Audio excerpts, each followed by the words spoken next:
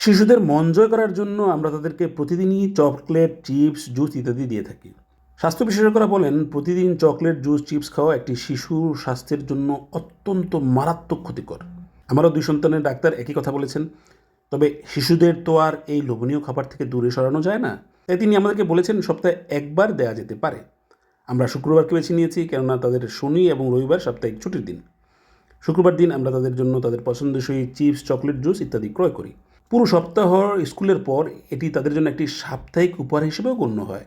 প্রতি সপ্তাহের ন্যায় এমনকি তারা আজ সকালে স্কুলে যাওয়ার পূর্বেও অ্যালার্ট দিয়ে গেছে তাদের পছন্দের খাবারগুলো যেন হাজির থাকে। খাবারগুলো সীমাহীন নয়।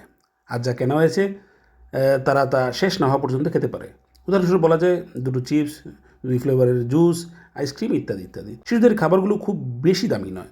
তবে প্রতিদিন না দিয়ে প্রয়োজনে আপনি এই অর্থগুলো আপনার শিশুর জন্য সঞ্চয় করতে পারেন। এতে আপনার যেমন শিশুর জন্য একটি সঞ্চয় বাড়বে, একই সাথে সাথে শিশু সুস্বাস্থ্যের জন্য আপনি একটি ভিত গড়তে পারেন। দেশে হোক আর বিদেশে, যেখানেই আপনার সন্তান বসবাস করুক না কেন, আপনি এই অভ্যাসটি গড়ে তুলতে পারেন। শুরুতে একটু অসুবিধা হলেও সময়ের পরিবর্তে এটি শিশুরা মানিয়ে নিতে পারে। তবে প্রথমে শিশুর আপনাকে কিছুটা ডিস্টার্ব করবে, কেননা তারা সবসময় চকলেট চায়, আপনি হয়তো প্রতিদিনই দিয়েছেন।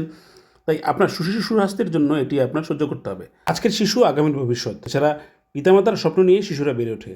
সুতরাং আপনার দায়িত্ব আপনার শিশুকে একটি সুন্দর সুস্বাস্থ্যময় ভবিষ্যৎ উপহার দেওয়া।